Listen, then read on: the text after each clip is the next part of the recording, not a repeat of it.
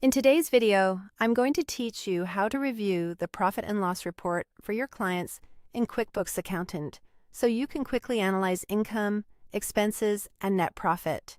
This report is the backbone of financial performance, and by the end, you'll know exactly how to pull it up, fine-tune what you see, and interpret the results with confidence. Start by signing in to QuickBooks Accountant. Once you're in, open your client's company files so you're working with the correct books and the latest data. From there, look to the left sidebar and click Reports. Under the Standard Reports section, find Profit and Loss and select it. This is the view that summarizes how much the business earned, what it spent, and what's left over. Before reviewing the numbers, set the date range for the period you want to assess. Choose a month, quarter, year, or a custom range that aligns with the client's reporting cadence and the time frame you're analyzing, like last quarter or year to date. Accurate dates are critical. An off by 1 day range can change totals and lead to the wrong conclusions. If you need to narrow the view, use filters.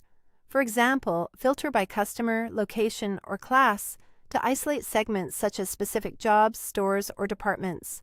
Filters help you answer targeted questions without altering the underlying data. When your settings look right, click Run Report to refresh the view and display the results. Now review the key sections. Start with income, which lists all revenue streams. Confirm that amounts land in the correct accounts and look for unusual spikes or dips. Next, move to Cost of Goods Sold, or COGS. These are the direct costs tied to what the business sells, such as materials or direct labor. Income minus COGS gives you gross profit, so accuracy here is essential for understanding margins. Then scan the expenses section, which covers operating costs like payroll, rent, utilities, and subscriptions. Consistent categorization helps reveal trends and prevents inflated or understated operating results. If something looks out of place, make a note to follow up. At the bottom, review net profit, which is income minus expenses for the selected period. This is the headline figure for performance. Consider how it aligns with gross profit and overhead to ensure the results make sense for the period you chose. If you need to share your findings, click Export at the top and save the report as Excel or PDF. This makes it easy to send to a client or annotate for a meeting.